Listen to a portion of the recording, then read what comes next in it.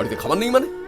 ঘরে আমার বন্ধুরা এসছে, যেখান থেকে বড় খাবার এনে দাও, সেটাও কি আমি দেখবো নাকি? যত সব মুখে মুখে তর্ক করছে, ইডিয়েট। হ্যাঁ মানে তুই যাই কর, কিন্তু মানে এরকম ভাবে করলে তো সবসময় হয় না। তোকে ব্যাপারটা কি? আরে বৌদি, কি দরকার ছিল বলো তো এসবের? আর ওই, তুই তো পারিস ভাই তোর বউয়ের একটু হেল্প করতে। অমনি? আর আমার অফিসের কাজগুলো, হ্যাঁ, সেগুলো তো আমাকেই করতে হবে। অবশ্য মেয়েরা রান্নার কাজ না করলে খুব একটা দেখতে ভালো লাগে না, কি বলো বৌদি? কি একটা কথা আছে না যে औरत हो झुक के रहो।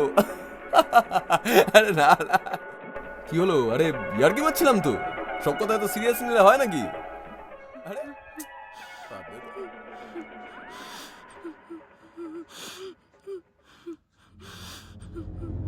কি শুনছি আমি? তুমি নাকি অফিস করবে? আরে অফিস করলে কি করে হবে? ঘরটাকে সামলাবে, সেটাও কি আমি সামলাবো নাকি? কোনো অফিস টফিস করতে হবে না, ঘরে থাকবে, ঘরে রান্না বান্না করবে, ঘরের কাজ করবে, যেগুলো করার অফিস গিয়ে করে ভাই। আজকে প্লিজ ছেড়ে দাও, আজকে একদম ইচ্ছে করছে না। ছাড়ো।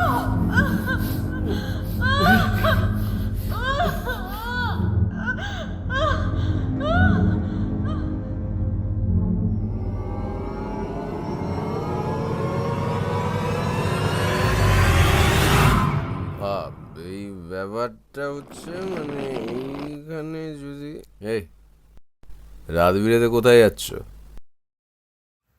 আমি এই বাড়ি ছেড়ে চলে যাচ্ছি।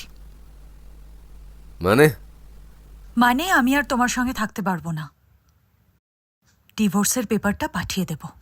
আমার না বন্ধুরা আছে, ঠিক আছে তো? এসব ইয়ার্কি ঠাট্টা করার একটা লিমিট থাকে। এক্স্যাক্টলি, তোমার বন্ধুরা আছে, ইয়ার্কি করার একটা লিমিট থাকে। তুমি তোমার বন্ধুদের সামনে তোমার বউকে বলতে পারো না औरत हो झुक के रहो। শরীর খারাপ নিয়েও রান্না করার জন্য ফোর্স করতে পারো না। তার ইচ্ছে না থাকলেও তোমার বন্ধুদের সামনে মদ সার্ভ করার কথা বলতে পারো না। তার কনসেন্ট ছাড়া তাকে বিছানায় নিয়ে মেঘা, আমার যা যা বলার ছিল আমার বলা হয়ে গেছে, চললাম। ও হ্যাঁ, তোমাকে একটা জিনিস ফেরত দেওয়া বাকি ছিল।